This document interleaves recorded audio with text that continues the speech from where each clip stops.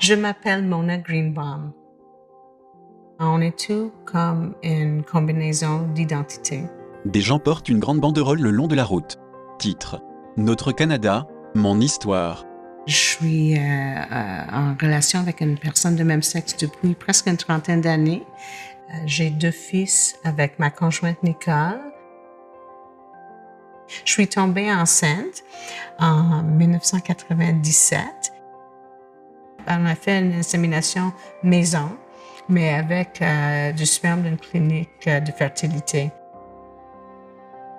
Quelques mois avant que j'étais due à accoucher, on a approché un avocat parce qu'on savait que Nicole n'était pas le parent biologique. Donc, on a pensé qu'on doit mettre quelque chose en place légalement pour qu'elle soit reconnue comme parent.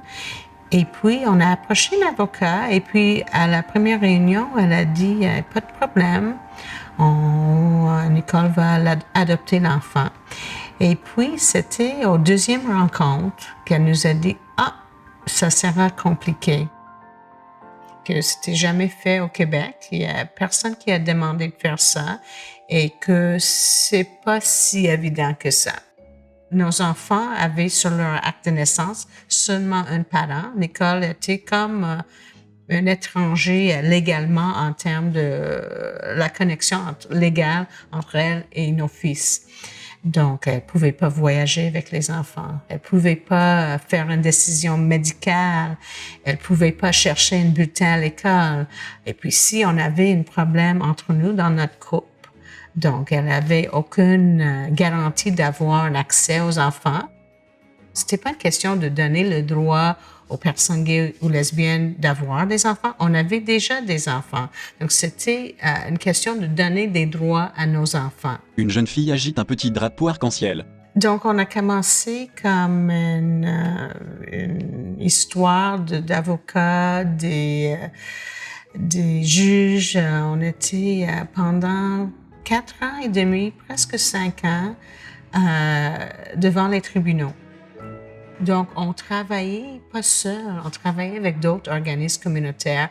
Donc, en février 2002, on a eu une première commission parlementaire. Et puis, il y a eu une deuxième commission parlementaire en mai 2002 et en juin, il y a eu une vote. Elle se promène sous un auvent rose en forme de ballon. Et c'était une loi qui a été adoptée à l'unanimité. Des gens participent à un défilé et font la fête dans la rue. Tout le monde a voté en faveur. Et puis nous, avec nos très jeunes enfants, on était en haut, on regardait tout ça. C'était un moment incroyablement émouvant parce qu'on voyait comme que même les partis, les politiciens qui étaient plus conservateurs ont voté en faveur de nos familles. Visage souriant, danse, tambour, drapeau. Mais après 2002, c'était possible pour 2 hommes ou bien 2 femmes d'adopter des enfants nés ou résidents au Québec. Des familles avec bébés et jeunes enfants. Un grand drapeau arc-en-ciel flotte dans le vent et beaucoup de gens lèvent le poing en solidarité. Le défilé de la fierté, c'est de montrer qu'on est là, qu'on existe, pour que les gens puissent nous voir et voir que finalement, on est des familles juste comme les autres familles. Des banderoles sur lesquelles on peut lire « Nous sommes les enfants homosexuels »,« Black Lives Matter » et « Coalition des familles LGBT ». Je suis la directrice générale de la Coalition des familles LGBT. On sait qu'il y a toutes sortes de familles et puis il y a toujours des lacunes dans les protections légales pour cette diversité de types de familles. Depuis 20 ans, j'ai travaillé dans ce domaine, donc c'est devenu mon emploi principal. Ça va toujours être mon emploi, ça va toujours être ma cause. Je ne peux pas me voir faire autrement. Elle regarde la ville d'en haut.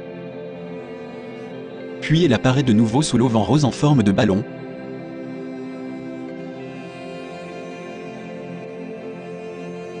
Prédit, Musée canadien pour les droits de la personne, Canada 150, merci à Mona Greenbaum, un film par Humanologie, une initiative du Calgary Centre for Global Community.